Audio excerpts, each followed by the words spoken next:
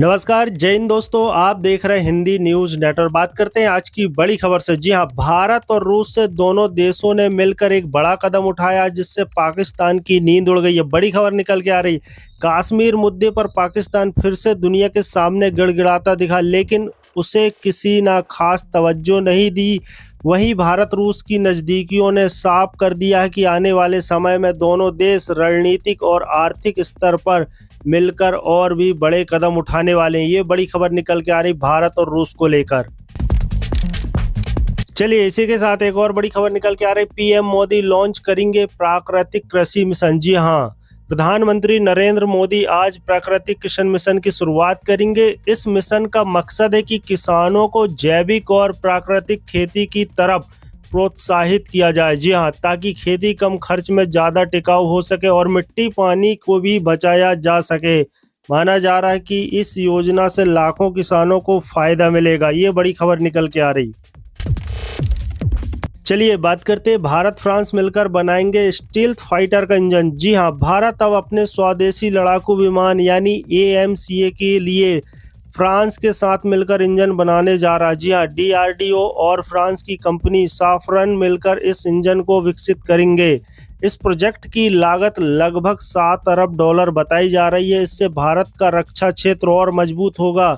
भविष्य में हमें विदेशी इंजनों पर निर्भर नहीं रहना पड़ेगा। बात करते हैं, केंद्र सरकार ने 14 सचिव स्तर के IAS अधिकारियों का तबादला किया है। जी हां, अपॉइंटमेंट्स कमेटी ऑफ कैबिनेट ने इस फेरबदल को मंजूरी दी है। इसका सीधा मतलब है कि आने वाले समय में सरकार की कई अहम नीतियों और प्रोजेक्ट्स में नई ऊर्जा के साथ नया विजन देखने को मिलेगा।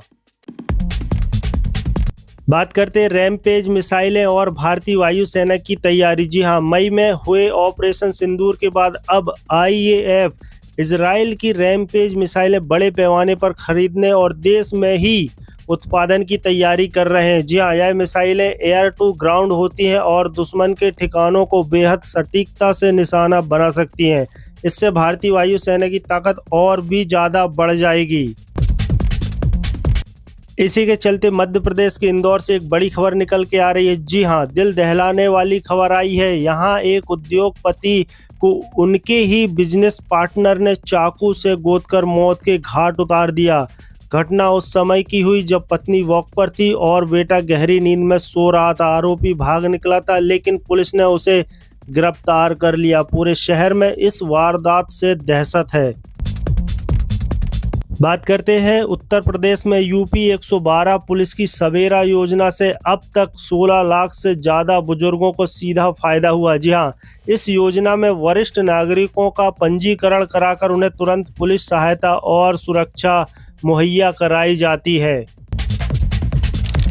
बात करते हैं, यूपी सरकार ने युवाओं के लिए एक बड़ा कदम उठाया है। मुख्यमंत्री ने CM युवा अभियान की शुरुआत की है। जी हां, इसके तहत युवा अपना उद्यम यानी बिजनेस शुरू कर पाएंगे। सरकार उन्हें ट्रेनिंग, गाइडेंस और संसाधन उपलब्ध कराई जाएगी। जी हां, ताकि वो आत्मनिर्भर बन सकें। बात करते हैं, राजस्थान में भारी बारिश का अलर्ट जारी। जी हां, राजस्थान के कई हिस्सों में लगातार बारिश हो रही है। मौसम विभाग ने आने वाले दिनों में और बारिश की संभावना जताई है। जयपुर, कोटा और उदयपुर समेत कई जिलों में भारी बारिश का अलर्ट जारी किया है। बात करते हैं इंटरमिटेंट फास्टिंग का खतरा। जी हां, एक नई रिसर्च में बड़ा खुलासा हुआ है। वजन घटाने के लिए लोग इंटरमिटेंट फास्टिंग कर रहे हैं। जी हां, लेकिन इससे दिल की बीमारियों का खतरा बढ़ सकता है। डॉक्टरों ने लोगों को बिना डॉक्टर की सलाह के लिए इस डाइट को अपनाने से बचने की चेतावनी दी है। बात करते हैं E20 पेट्रोल नीति पर सुप्रीम कोर्ट में याचिका। जी हां, केंद्र सरकार ने 20% इथेनॉल मिश्रित पेट्रोल यानी E20 लागू किया है, लेकिन अब इस पर सुप्रीम कोर्ट में जनहित याचिका दायर हुई है। याचिकाकर्ता का कहना है कि इससे गाड़ियों को नुकसान होगा और प्रदूषण पर असर पड़ सकता है। कोर्ट इस मामले पर सुनवाई करेगा।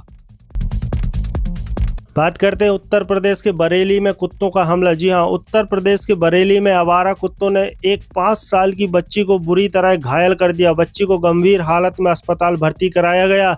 इस घटना के बाद इलाके के लोग दहशत में हैं और प्रशासन से कार्रवाई की मांग कर रहे हैं। बात करते हैं इसरो की तारीफ कर रहे हैं। जी हाँ, भारत के स्पेस मिशन की तारीफ अब दुनिया भर में हो रही है। जी हाँ, जापान और यूरोपीय स्पेस एजेंसियों ने कहा कि वो भारत के साथ अंतरिक्ष क्षेत्र में और सहयोग करना चाहते हैं। चंद्रयान और गगनयान मिशन की सफलता के बाद इसरो की प्रतिष्ठा बढ़ी है। चलिए बात करते हैं अमेरिका भारत के रिश्तों पर लेकर एक बयान आया है। एक पूर्व अमेरिकी अधिकारी ने डोनाल्ड ट्रंप की आलोचना की है। उन्होंने कहा कि भारत अमेरिका रिश्ते बिगड़ रहे हैं और अगर इन्हें सुधारा नहीं गया तो दोनों देशों को नुकसान उठाना पड़ेगा। बात करते हैं अमेरिका के जज फ्रैंक केपारियो का निधन हो गया है। जी हाँ, सोशल मीडिया पर जिनकी कोर्ट की वीडियोस लोग खूब देखते थे, वही अमेरिका के जज फ्रैंक केपारियो का निधन हो गया है। वे अपनी इंसाफ देने की अनोखी शैली के लिए दुनिया भर में मशहूर थे। बात करते हैं एशिया कप पर विवाद बढ़ गया। जी हाँ, शिवसेना सांसद प्रियंका चतुर्वेदी ने मांग की है कि भारत पाकिस्तान मैच का लाइव प्रसारण रोक दिया जाए। जी हाँ, उनका कहना है कि पाकिस्तान को बढ़ावा नहीं मिलना चाहिए। इस बयान पर खेल जगत और राजनीतिक में बहस छिड़ गई है।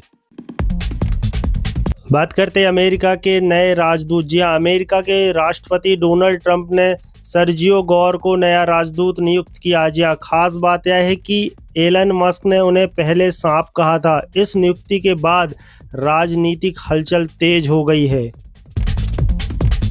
बड़ी खबर निकल के आ रही है एसटीएफ की तरफ से। जी हाँ, उत्तर प्रदेश के आजमगढ़ में एसटीएफ ने शंकर नाम के इनामी बदमाश को मुठभेड़ में मार गिराया। उस पर 1 लाख रुपए का इनाम था और वह एक सिर काटकर हत्या करने के मामले का मुख्य आरोपी था। चलिए, अमेरिका भारत रिश्तों पर फिर आलोचना हुई है। जी हाँ, एक और पूर्व अमेरिकी अधिकारी ने ट्रंप को चेतावनी दी है कि भारत से रिश्ते बिगाड़ना अमेरिका के लिए खतरनाक हो सकता है। उन्होंने ट्रंप को सुधार की सलाह दी है।